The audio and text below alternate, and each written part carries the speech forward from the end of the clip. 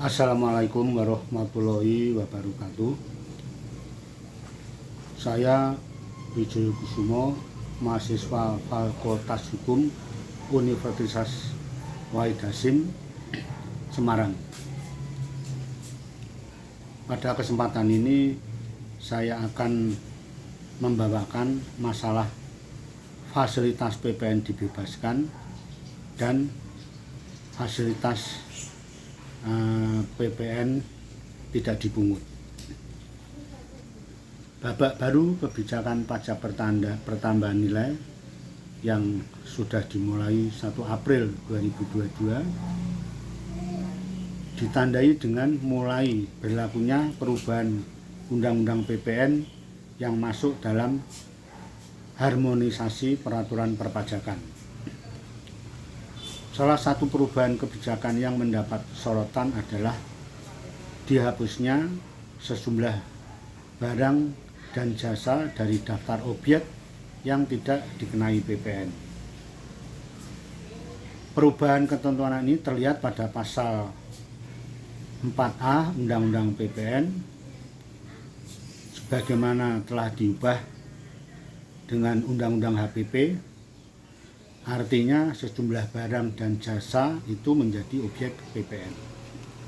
Namun penghapusan tersebut tidak secara otomatis membuat seluruh barang dan jasa itu dikenakan PPN. Dalam Undang-Undang PPN bagaimana telah diubah dengan Undang-Undang HPP, pemerintah memberikan fasilitas PPN terutang tidak dipungut sebagian atau seluruhnya, serta fasilitas PPN dibebaskan terhadap sejumlah barang dan jasa. Lantas apa itu fasilitas PPN terutang tidak dipungut dan fasilitas PPN dibebaskan? PPN terutang tidak dipungut sebagian atau seluruhnya dan PPN dibebaskan merupakan fasilitas yang diatur dalam pasal 16B Undang-Undang PPN sebagaimana telah diubah dengan Undang-Undang HPP. Baik fasilitas tidak dipungut maupun dibebaskan bukanlah jenis fasilitas baru karena telah diatur dan diberikan sebelum Undang-Undang HPP terbit. Kedua fasilitas tersebut dapat diberikan baik untuk sementara waktu maupun seterusnya. Namun pemberian kedua fasilitas PPN ini terbatas.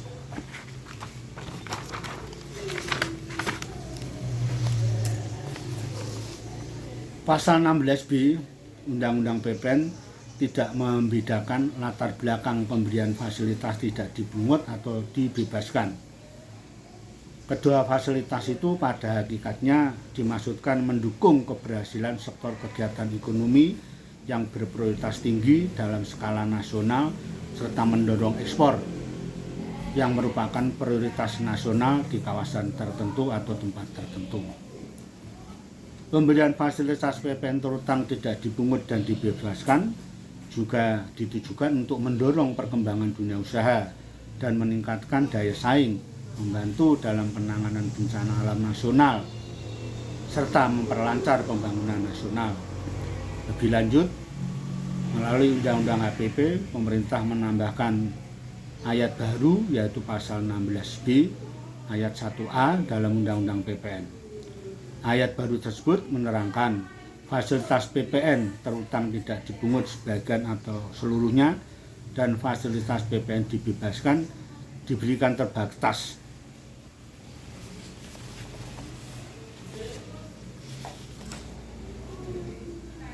Permasalahannya, jadi dari sisi administrasi, fasilitas PPN tidak dipungut dan PPN dibebaskan tidak menggugurkan kewajiban untuk menerbitkan faktur pajak bagi PKP yang menyerahkannya.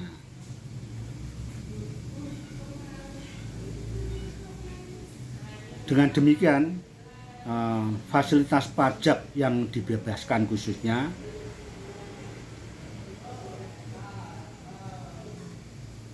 maka kewajiban untuk memungut PPN tersebut menjadi gugur, tetapi tidak dengan kewajiban menerbitkan faktur pajak.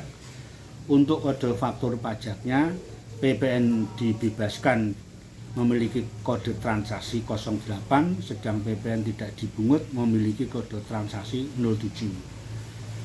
Nah, dalam ketentuan umum dan tata cara perpajakan sebagaimana telah diubah terakhir dengan Undang-Undang HPP pada pasal 14 ayat 4, bagi wajib pajak yang